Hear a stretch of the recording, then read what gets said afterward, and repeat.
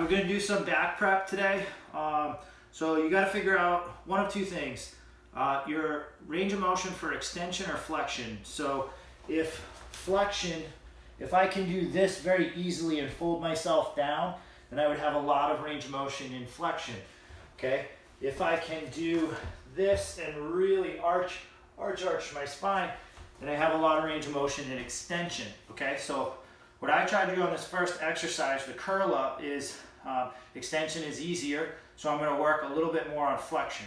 So vice versa, if flexion is easier for you, I want you to work extension. Now we're not going to go super extreme on this, we're just going to a subtle motion. So on the curl up, it's a brace exercise. So I'm going to have one leg up with my foot on the floor and my hands under the arch of my back. Now for me, extension is easier than flexion. So I'm actually going to feel like I try to flatten my spine into my hands. Okay? At that point, I'm going to hold and sit up and brace just like this. If flexion is easier, then what we're going to do is we're going to try to maintain an arch while we brace. So I'm going to hold here. Okay? I can feel my back on my fingertips or on the back of my hand. All right? So when I go to activate my abdominals, I don't want to press my low back into that.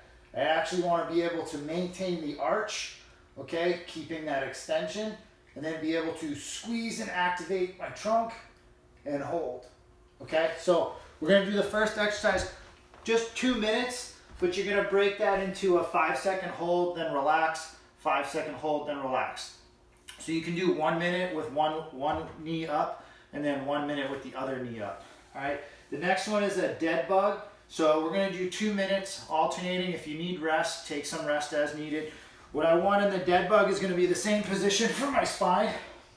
So again, if I have trouble with flexion, I'm going to really try to keep my low back flat. If I have trouble with extension, I'm going to try to keep a subtle curve. I'm not really going to overdo it. I'm just going to keep a subtle curve in my back. So for the dead bug, we're going to hold here. I'm going to work same side, okay? Then I'm going to go opposite side, opposite side, okay? And then we can start to do different variations of this where we're going to bring our legs out, or both arms and legs out, okay? So I could just do one at a time, bring it out. I can go straight out to the side, back, straight out to the side, back.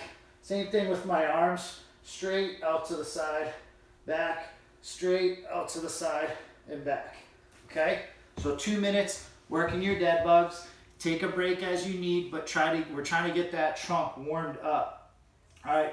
From here, we're going to do 2 exercises nice and slow, and we're going to give reps. So the reps are going to be 8 reps. Now, when I do the cat-cow, what I'm trying to do is have the motion start at my hips and work its way through each joint of my spine to my head, okay? And then it'll reverse back down to my hips again. So we're gonna start here neutral, and I'll go into flexion first. So as I start to go into flexion, I'm going to bring my hips under me, so tilt in my hip.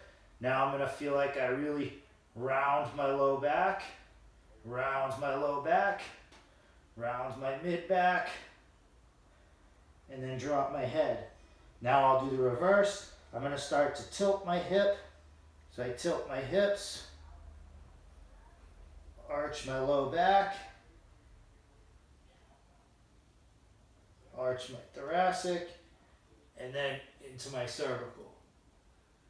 The goal here is just to have nice, slow and controlled reps. I mean, we're just trying to take some time to just move the spine nice and easy. All right, so 8 reps on the cat-cow. And then we're going to do a T-spine roller extension. All right, so I'm going to take this roller. I'm going to put the roller kind of between my shoulder blades.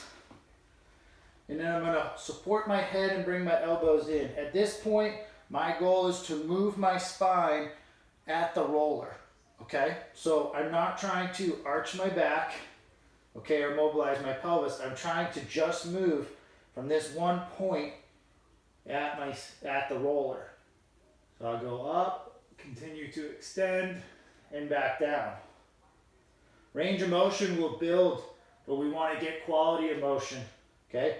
If you want to add a little bit of rotation in on that, you can extend and then try to rotate and rotate from the one spot. Okay, and then you would move the roller a little bit more and kind of cover a couple different areas. So again, that's going to be about 8 slow and controlled reps.